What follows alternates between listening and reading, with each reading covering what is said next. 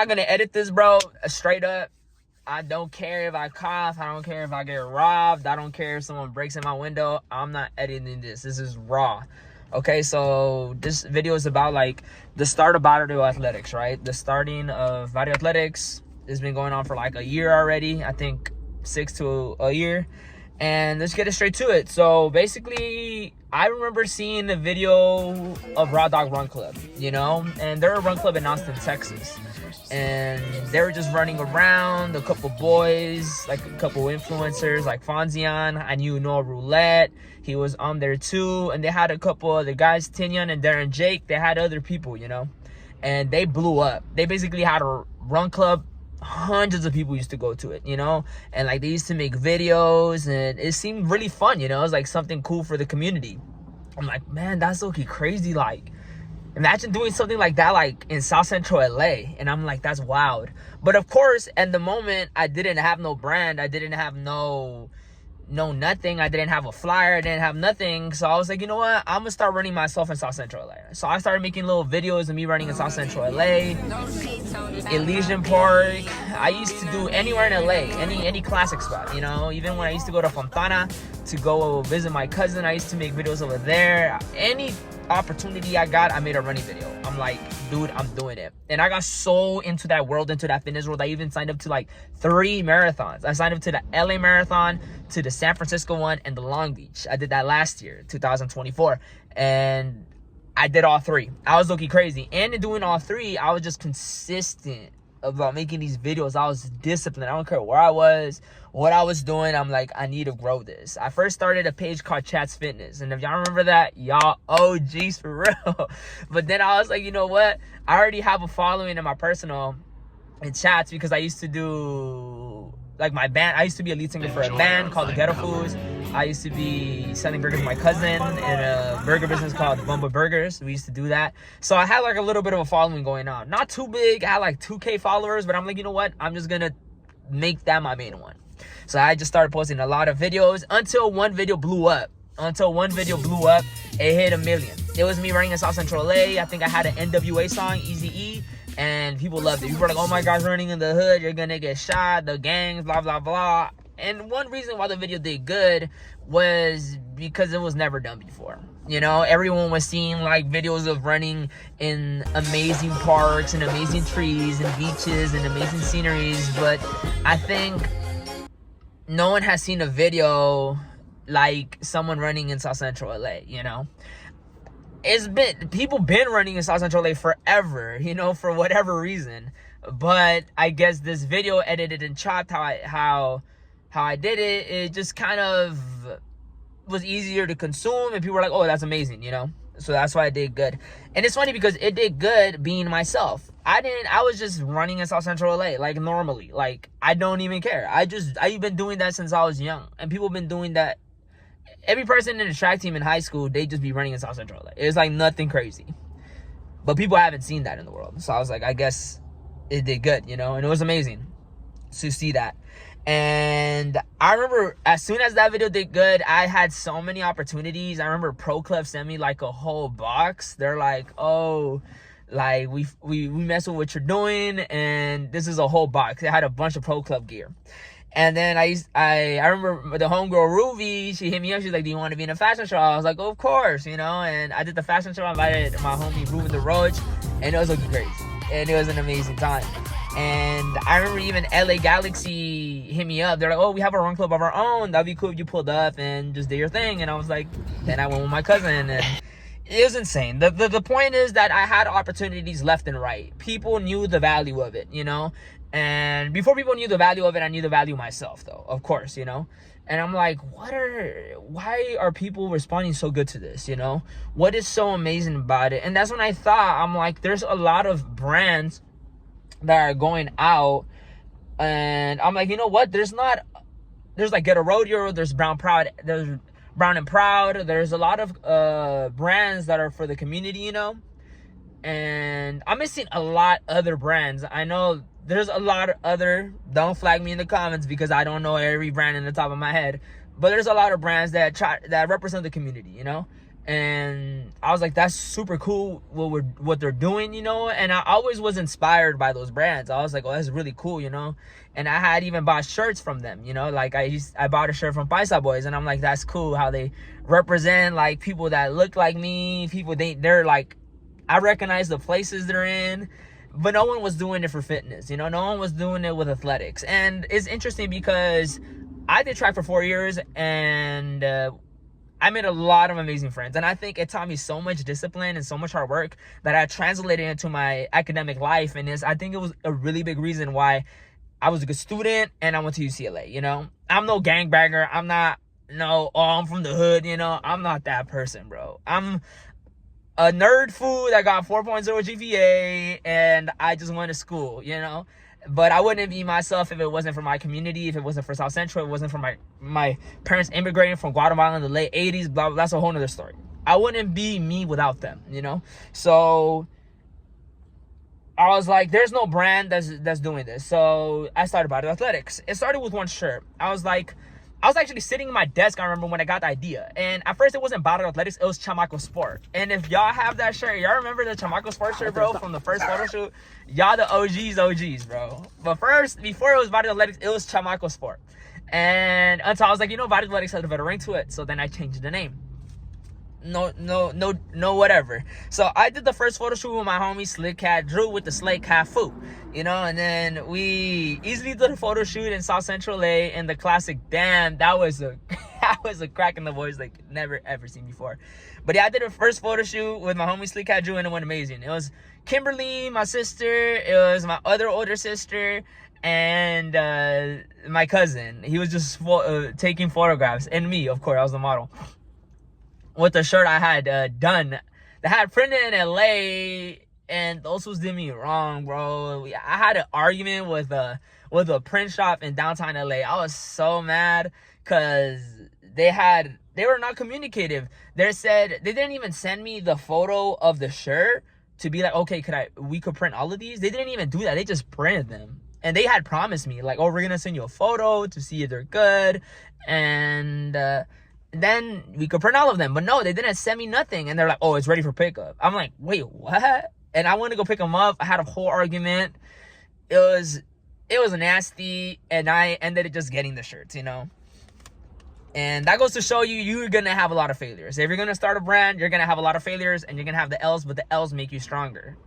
What doesn't kill you makes you stronger. Well, whatever. So the second photo shoot, I don't remember who it was with, but let's just say it was with L2 Raw, bro.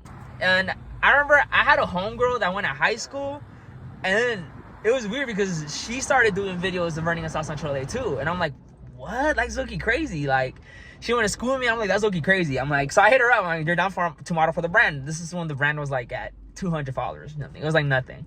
But it was a lot though, you know? And she's like, yeah, I'm down. And then a local photographer in LA, Anthony L2 Raw, that's what he goes by on Instagram. He's like, hey bro, I seen your stuff. I like what you're doing. Let's get a photo shoot on.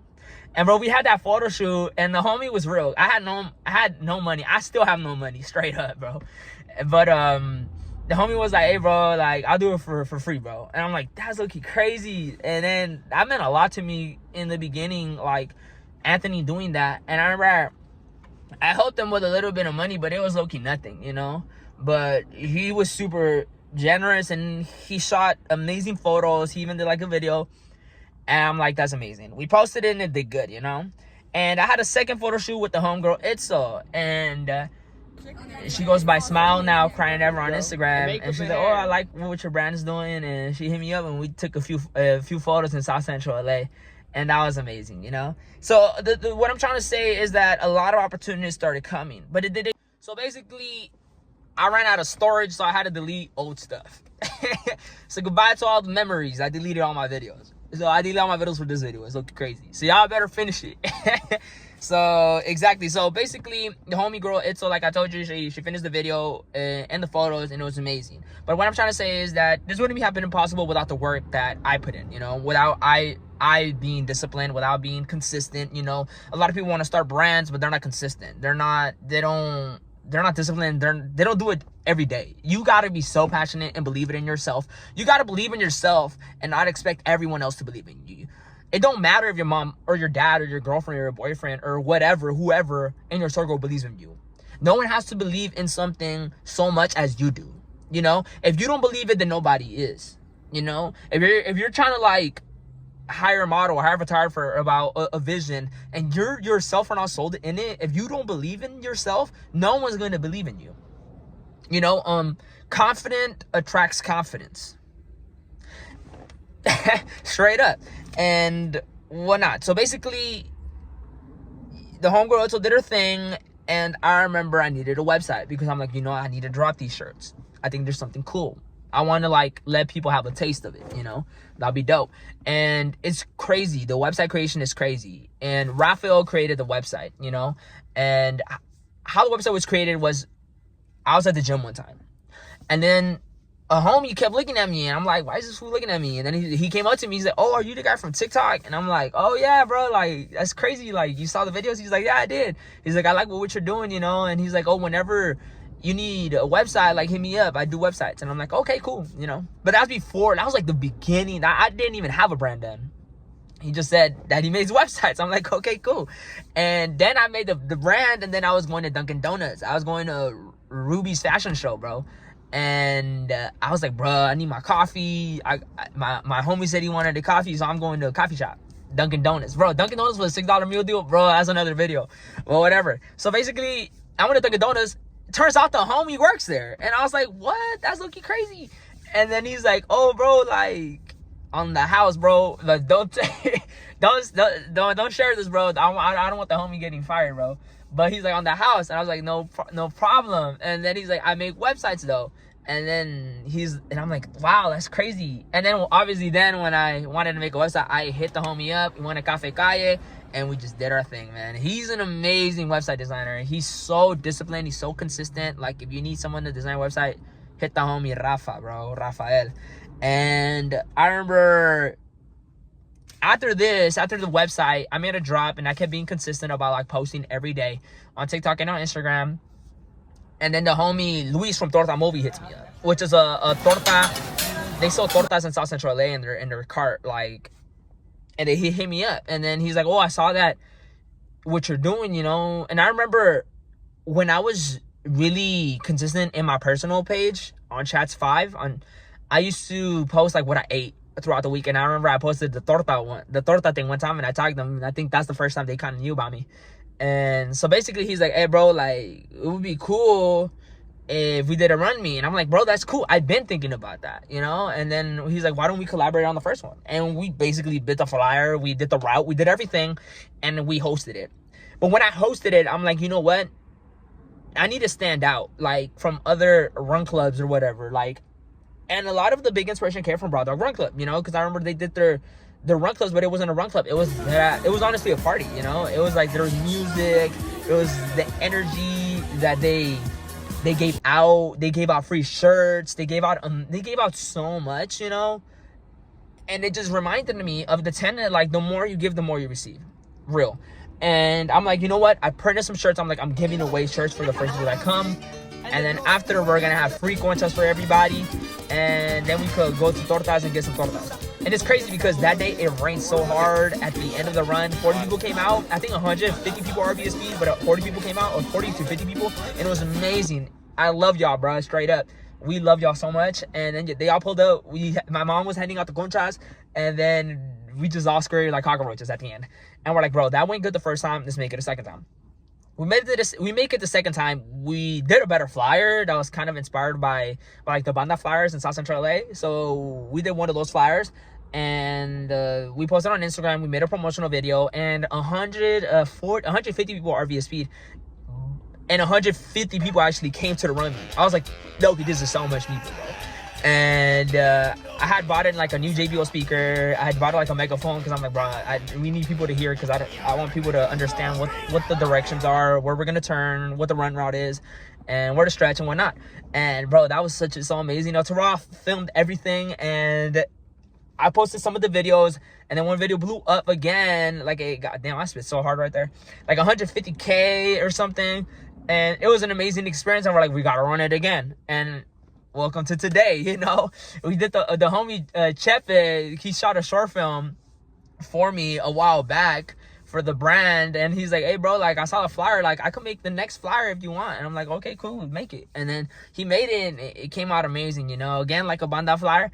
And we posted it, and right now to this day 500 people RV his feed, bro. And it's low-key insane, but it's just the beginning, to be honest. I'm not really trying to get caught up. It's just the beginning, and we're just trying to put our best quality out there, whether it's content, whether it's clothing, whether it's an in-person run meet. We're just trying to make the best experience possible. Whenever people think about Barrio Athletics, I want them to think like it's the best experience ever, you know? And we want to take care of them as their family. And that's, at the end of the day, they are. Because we wouldn't be Barrio Athletics if it wasn't for y'all. And right now we're super small, but at the same time super big at the same time. And I'm just so happy. And yeah, that's the story of Barrio Athletics from what I could recall right now. But yeah, boom.